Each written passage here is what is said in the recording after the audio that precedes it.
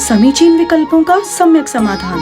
सुनिए परम पूज्य श्रमण श्री सुप्रभ सागर जी महाराज के मुखारबिंद से YouTube चैनल सुप्रभ उवाच पर शुभाशीष परम पूज्य श्रमणाचार्य 108 श्री विशुद्ध सागर जी महाराज। सानिध्य श्रमण सुप्रभ सागर जी महाराज, श्रमण प्रणत सागर जी महाराज।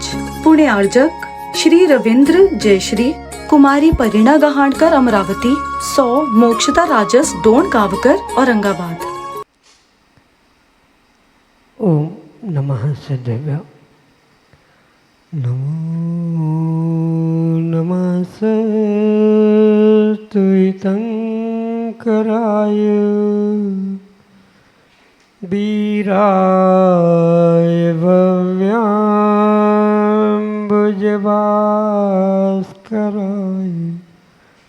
अनंतलोकाय सुरार्चिताय देवादिदेवाय नमो जिनाय देवादिदेवाय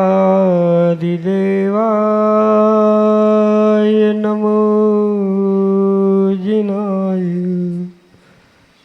पंच परमेष्टि भगवान की परम पूज्य आचार्य भगवंत गुरुवर विशुद्ध सागर जी मुनि महाराज जी की, परम पूज्य मुनि श्री प्रसन्न सागर जी सुप्रभ सागर जी महाराज जी की।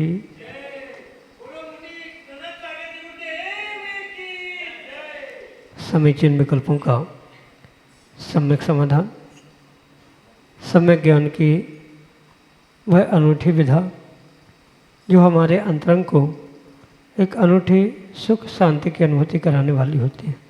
क्योंकि जहाँ विकल्प है वहाँ निश्चित ही एक उद्वेलितपना दुख होता है, लेकिन जब उस विकल्प को समीचीनता प्राप्त होती है और उसका सम्यक समाधान किसी निर्ग्रंथ गुरु से प्राप्त हो जाता है तो निश्चित ही वह हमारे अंतरंग में सुख शांति की अनुभूति के साथ निराकुलता को प्राप्त कराने वाला होता है। और मन की निराकुलता ही आत्मा का वास्तविक सुख है। ऐसे आत्मकल्याण की अनूठी विधा, समीचीन विकल्पों का सम्यक समाधान, जो कि परम पूज्य आचार्य भगवंत गुरुवर विशुद्ध सागर जी महाराज के मंगल सभाशीष से परम पूज्य मुनि श्री सुप्रभ सागर जी महाराज द्वारा प्रतिदिन आपको प्रदान किया जाता है। तो आप भी पुरुषार्थ करें और अपना मन का विकल्प समीचीनता के साथ भेजते हुए उसका सम्यक समाधान प्राप्त करें। प्रारंभ करते हैं आज का सम्यक समाधान। और आज के पहले विकल्प के लिए लखनऊ उत्तर प्रदेश से प्राची जैन महाराज जी के चरणों में बारंबार नमोस्तु निवेदित करते हुए अपना समीचीन प्रश्न रख रहे हैं कि महाराज जी आजकल नग पहनने का प्रचलन बहुत बढ़ रहा है। किसी के पास ही पहुँचो, व्यक्ति कहता है ये नग पहन लो, इससे तुम्हारे ये ग्रह शांत हो जाएंगे, ये सब हो जाएगा। तो तप आदि से तो कर्मों की निर्जरा समझ में आती है, परंतु नग आदि के पहनने से संकट कैसे मिट जाते? हमारे समीचीन विकल्प का सम्यक समाधान करने की कृपा करें। नमोस्तु महाराज जी, नमोस्तु। ओम नमः सिद्धम। परम पूज्य आचार्य भगवान गुरुवर विशुद्ध सागर जी महाराज की, परम पूज्य श्रमण मुनि प्रसन्न सागर जी महाराज की।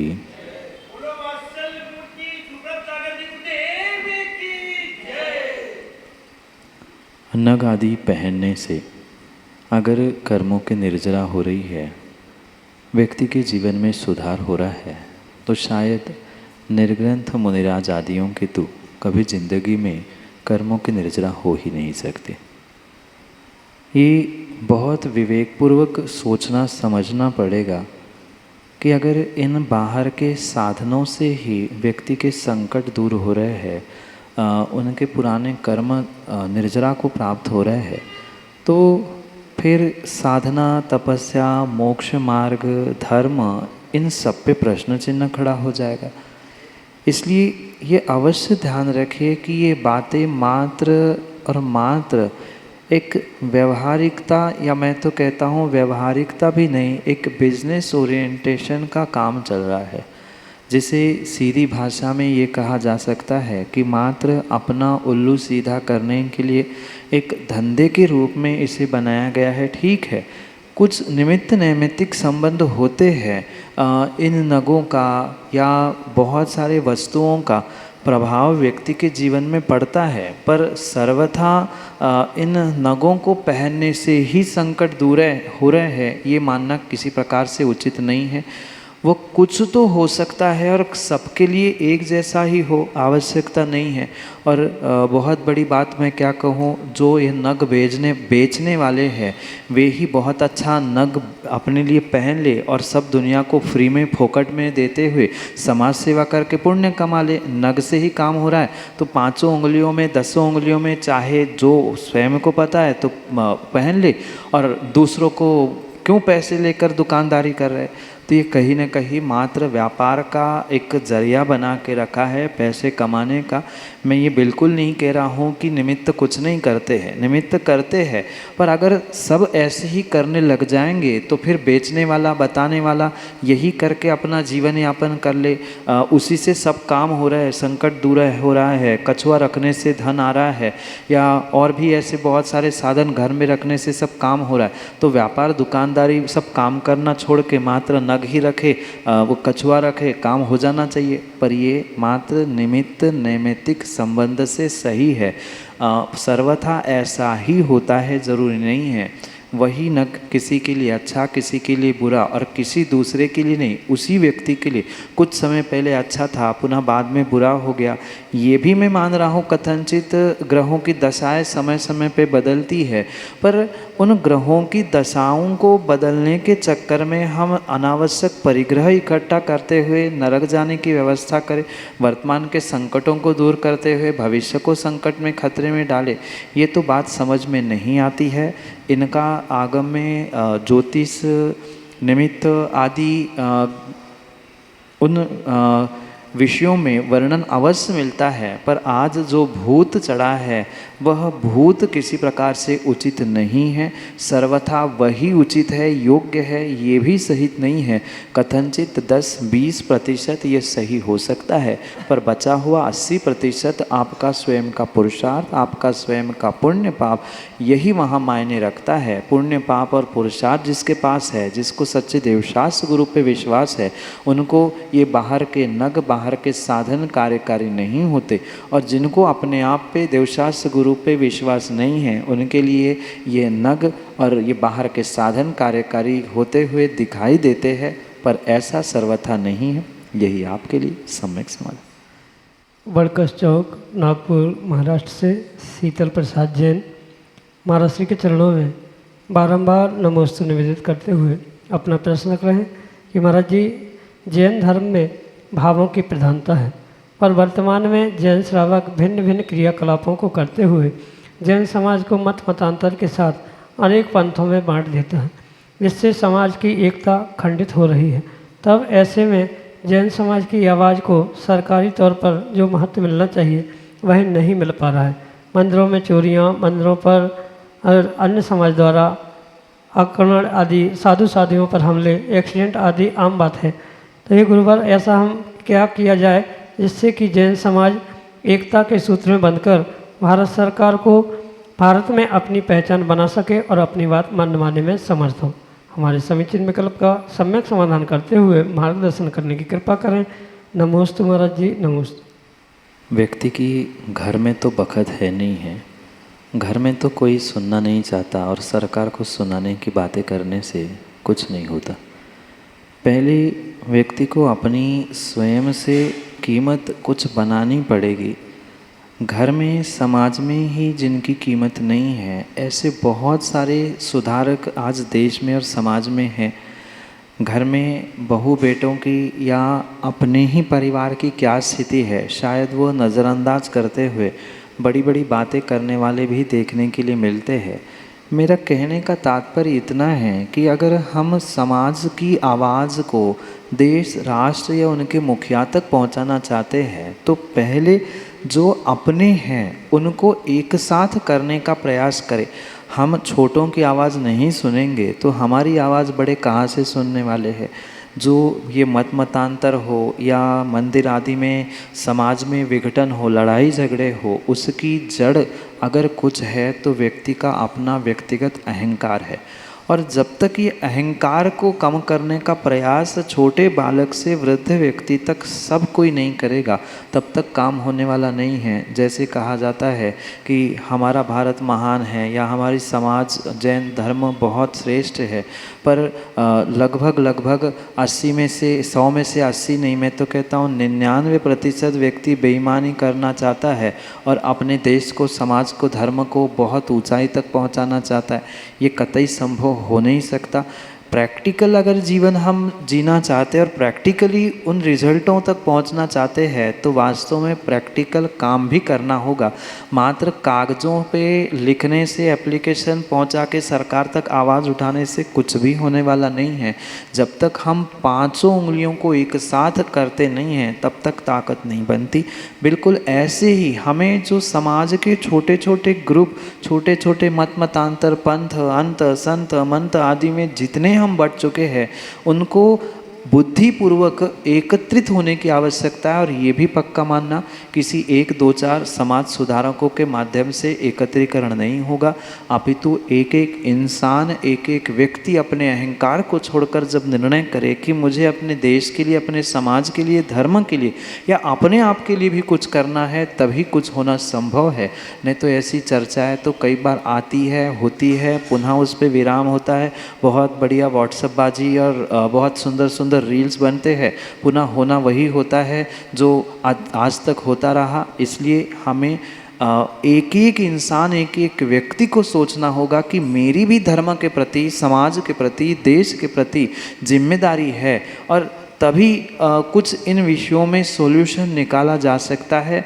मात्र क्या करना चाहिए, बढ़िया प्रोग्राम बनाने से, मीटिंग्स करने से या अन्य किसी प्रकार से भी प्रोविजंस बनाने से भी काम होने वाला नहीं है। पुरुषार्थ व्यक्ति को व्यक्तिगत तौर से, और व्यक्तिगत ही नहीं, अपने घर के व्यक्तिगत रूट से, मतलब ज़मीन से शुरुआत करनी होगी। घर के सदस्य पहले हमारी कितनी बखत करते, घर में, समाज में हमारी कितनी कीमत है, फिर हम समाज को या घर परिवार को सबको लेकर कैसा प्रतिनिधित्व कर सकते हैं, ये प्रैक्टिकली सोचकर, प्रैक्टिकली हमें उसे अप्लाई करने का प्रयास करना होगा। और धीरे धीरे ही वह काम हो सकता है। जब हम ही मतांतरों में और पंथों में उलझकर परस्पर में एक नहीं होना चाहते, किसी पंथ के मंदिर में दूसरा नहीं जाना चाहता, किसी पंथ के मंदिर में तीसरा नहीं जाना चाहता, फिर हम एक महावीर के अनुयायी होने पर भी एक मंदिर, एक स्थान, एक क्षेत्र में एकत्रित नहीं हो पा रहे हैं। हम देश तक और राष्ट्र तक और मुखियों तक आवाज़ कैसे उठा सकते हैं? आप छुट-पुट फटाके जैसी कितनी आवाज़ कर लेना, वह आवाज़ उनके कानों तक नहीं पहुंचेगी। इसलिए टिकलियाँ फोड़ने की जगह हम अपने आप को एटम बॉम्ब बनाने का, एकत्रित होकर काम करने का प्रयास करें, और वो बिल्कुल मूल अवस्था यानी रूट से ही, ज़मीन से ही, घर परिवार से करने का प्रयास किया जाए तो कुछ रिजल्ट्स हो सकता है, चर्चाओं से नहीं। यही आपके लिए सम्यक समाधान। रश्मि देवल से, नागपुर महाराष्ट्र से अगले समीचीन विकल्प के। त्रय मुनिराजों के चरणों में अनंतों बार मेरा और मेरे परिवार का नमोस्तु नमोस्तु नमोस्तु गुरुदेव। शुल्लक जी के चरणों में इच्छा में, इच्छा में, इच्छा में। गुरुदेव, तीर्थंकर जिनेंद्र भगवान की अष्टद्रव्य से जो पूजा होती है वही माँ पद्मावती जी की अष्टद्रव्य से पूजा की जाती है। भले ही उसमें तीर्थंकर भगवान के लिए अर्घम निर्वपामिति स्वाहा बोला जाता है, लेकिन उसी अष्टद्रव्य से पद्मावती जी देवी के लिए समर्पयामि लिखा जाता है। तो अष्टद्रव्य का महत्व हम दोनों में कैसे अंतर करें जो हम भगवान की पूजा करते हैं? नमोस्तु गुरुदेव। माँ, ये लकीर के फ़कीर बनने वाले ज्ञानियों की सोच है कि एक ही अष्टद्रव्य से हम दोनों की पूजा, या एक जैसे ही अष्टद्रव्य से दोनों की पूजा कैसे कर सकते। फिर माँ, उन 8 द्रव्यों में आने वाली कोई भी सामग्री आप भोजन में क्यों प्रयोग करते हैं? चावल नहीं खाना चाहिए, श्रीफल फल आपको नहीं खाना चाहिए, जो चंदन भगवान को आप चढ़ाते हैं वो माथे पे भी नहीं लगाना चाहिए।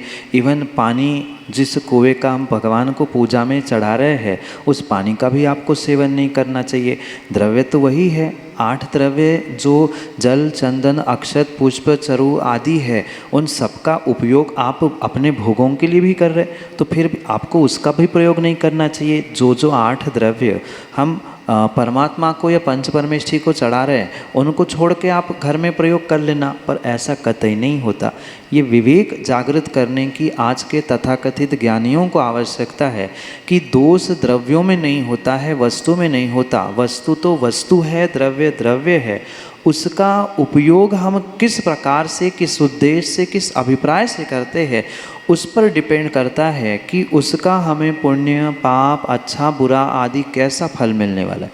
जेब में रखे हुए 10 रुपए के नोट से एक व्यक्ति ठेले पर जाकर अपने भोगों को भी भोग सकता है, और वही 10 रुपए की नोट विवेकवान ज्ञानी समझदार व्यक्ति मंदिर के गुल्लक में डाल के पुण्य कमा सकता है। वहाँ ये बाइफर्केशन नहीं है कि ये 10 रुपए हमारे मंदिर के हैं, ये 10 रुपए हमारे भोगों के हैं। वहाँ तो विवेक और अभिप्राय तय करता है कि उस 10 रुपए से आपको क्या फल मिलने वाला। बिल्कुल ऐसा ही यहाँ अष्टद्रव्यों के साथ भी आपको समझना होगा। 8 द्रव्यों के अलावा अन्य कोई भी द्रव्य नहीं। और इतना ही नहीं, आप घर में भी किसी का सम्मान करते हो, घर में दामाद आता है या किसी बेटे का बर्थडे है, अभी रक्षाबंधन आने वाला है, रक्षाबंधन में भी बहन के घर में भाई जाता है या भाई के घर बहन आती है, तो इन द्रव्यों के अलावा माँ आप बताना नया कौन सा द्रव्य वहाँ प्रयोग में लाया जाता है। घर में आने वाले अतिथि को सबसे पहले पानी पिलाया जाता है। जब उसका राखी बांधने के लिए या किसी के लिए सम्मान करना है तो चंदन से तिलक लगाया जाता है। चंदन के तिलक के साथ चावल तिलक पे भी लगाया जाता है, सर पे भी छोड़ा जाता है। उसका साथ में तुरंत मुंह भी मीठा किया जाता है। मुंह मीठा करने से ही मात्र काम नहीं होता, उसकी दीप से आरती भी की जाती है। सुगंध सर्वत्र फैले इसलिए धूप अगरबत्ती सेंट इत्र का प्रयोग भी किया जाता है। और जाते समय कुछ भी ना दे पाए तो कम से कम खाली हाथ ना जाए, इसलिए श्रीफल भी दिया जाता है। फिर उन्हीं 8 द्रव्यों से घर के किसी संसारी मिथ्या दृष्टि कौन है पता नहीं, उसका सम्मान कैसे किया जा सकता है। ये पुनः ध्यान रखे, व्यक्ति का अभिप्राय मायने रखता है कि उस वस्तु का वो उपयोग किस प्रकार से और किसके लिए कर रहा है, और उसके ही अनुसार उसको पुण्य पाप आदि कर्मों का आश्रयबंध होता है। दोष वस्तु में, दोष द्रव्यों में नहीं है। दोष हमारी सोच, हमारी समझ, हमारी अभिप्राय से मायने रखता है। वही द्रव्य उसका प्रयोग कैसा किया जा रहा है वैसे ही वह सम्यक मिथ्यात् या पुण्य पाप आदि रूप फलीभूत होता है। अष्टद्रव्य वही होने पर भी घरों में, भोगों में, घर वालों के या मिथ्या दृष्टि के सम्मान के लिए भी वही प्रयोग में लाया जा रहा है। तो किसी ऐसे यक्ष यक्षिणी या सम्यक दृष्टि देवी देवताओं के सम्मान के लिए उन्हीं द्रव्यों से अभिप्राय बदलते हुए, मंत्रों को बदलते हुए अगर द्रव्य समर्पित किया जा रहा है तो आगम के परिप्रेक्ष्य में कोई भी दोष नहीं है। हम यही सब को कहना चाहते हैं कि छोटी सी बातों को या ऐसी बिना पैंदी की बातों को लेकर लकीर के फ़कीर बनने के जगह हम विवेकपूर्वक विचार करें, चिंतन करें और स्वयं भी इन्हीं बातों को समझें, तभी कुछ काम हो सकता है। यही आपके लिए सम्यक समाधान। नागपुर महाराष्ट्र से संजय पाटनी अगले समीचीन विकल्प करें। नमोस्तु नमोस्तु नमोस्तु महाराज जी। इस पंचम काल के अंदर में हम लोग जो आए हुए हैं तो जैन धर्म में रहने के बाद भी हम जैन धर्म को फॉलो नहीं कर पा रहे और सब इतना गलती कर चुके हैं अभी तक कि 50 साल हो गए समझ लो मेरे। तो 50 साल में सब ने गलती की है, मेरे से भी हुई, सभी से होती आई है और संभव ही नहीं है कि उसको 100% हम फॉलो कर पाए भूल के, जितने भी है ये। और अब जो समय बचा है उतने समय में भी कितना भी कोशिश किए तो 100% फॉलो होना अभी भी मुश्किल है। तो आदमी गति से सुधरेगी कैसे साहब? ये तो बिल्कुल सत्य है कि पंचम काल में आया हुआ इंसान 100% शुद्ध हो ये संभव ही नहीं है, क्योंकि पंचम काल में आया है तो ये मात्र काल का ही प्रभाव नहीं, ऐसा वह अपना स्वयं का उपादान भी कर्म की सत्ता के साथ साथ लेके आए। पर इसका मतलब ये नहीं है कि हम दोषपूर्ण समय में दोषपूर्ण अवस्था को प्राप्त हो चुके हैं तो हम सुधार कर ही नहीं सकते, ऐसा बिल्कुल भी नहीं है। पुनः पुनः ये बात सभी को याद रखने जैसी है कि व्यक्ति ये सोचता है कि मैं 100% कर लूँ तो ही मेरी जीत होगी, ये उसकी बहुत बड़ी भूल है। 100% हम एक ही दिन में, एक ही समय में, एक ही पर्याय में कर पाए ना कर पाए, पर हर दिन हम 1% भी करते रहेंगे, 100 दिन में मैं 100% करेक्ट हो सकता हूँ। पर व्यक्ति ये सोचता है कि मैं बहुत सारा एक साथ कर लूँ और वो करते हुए हमें दिखाई नहीं देता, समझ में नहीं आता, तो हमें डर लगता है कैसे होगा, क्या होगा, कर पाऊँगा कि नहीं कर पाऊँगा। हम पहले ही दिन सोच ले कि हमें फिट होने के लिए प्रतिदिन 10 किलोमीटर रनिंग करनी। आप कभी भी रनिंग करके फिट नहीं हो सकते, पर आप ये लक्ष्य बनाएं कि प्रतिदिन मैं आज शुरुआत करनी है तो पहले आज अपने छत पे ही 10 मिनट घूम लूँगा, फिर छत के बाद मैं नीचे आके मंदिर तक जाऊंगा, फिर दूसरे मंदिर तक जाऊंगा।